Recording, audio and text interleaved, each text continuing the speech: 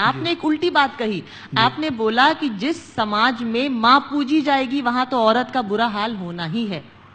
मैं आपसे अर्ज करूं, इसका थोड़ा सा अगर आप लोग पेशेंस रखें तो मैं 2-3 मिनट लगूं। जरूर।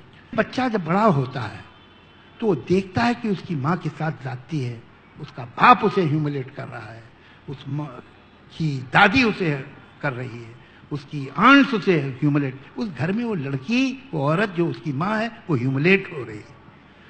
ये बच्चा चूंकि माँ से किस्मत जुड़ी है तो सोचता है कि मैं बड़े होकर अपनी माँ के लिए कुछ करूंगा, और माँ के लिए उसके दिल में बेपनाह कंपैशन और लव और मोहब्बत पैदा होती है और वो पूछता है अपनी माँ को। लेकिन जब वो बड़ा हो जाता है तो वो माँ का बेटा तो है, लेकिन अब वो खुद भी मर्द हो चुका है, अब उसे दूसरी औरतों पे जुल्म करना है, तो वो अपने इस पॉजिटिव इमोशन को भी विप बना लेता है और दूसरी औरत पे इस्तेमाल करता है।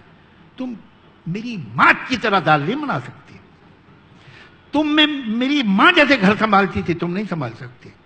वो मां को कैरेट बना के अपनी बीवी के आगे लटका देता है और वो बीवी सारी जिंदगी चलती है और उस कैरेट तक नहीं पहुंच सकती।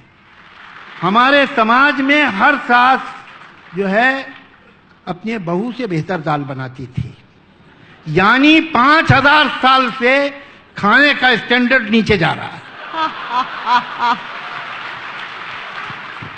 तो ये जो है मां की बहुत इज्जत करो, तो ये एक लाइसेंस है कि मां की इज्जत करो, बाकियों को छोड़ दो। और मां कौन सी मां की इज्जत? मेरी मां की इज्जत होनी चाहिए, ठीक है, मेरे बच्चों की मां की इज्जत नहीं होनी चाहिए, ये सब बकवास। हर औरत की इज्जत होनी चाहिए, मां की क्यों? तो जिस समाज में बहुत इंसिस्टेंस है मां देवी है, अरे मां इंसान है, देवी नहीं है।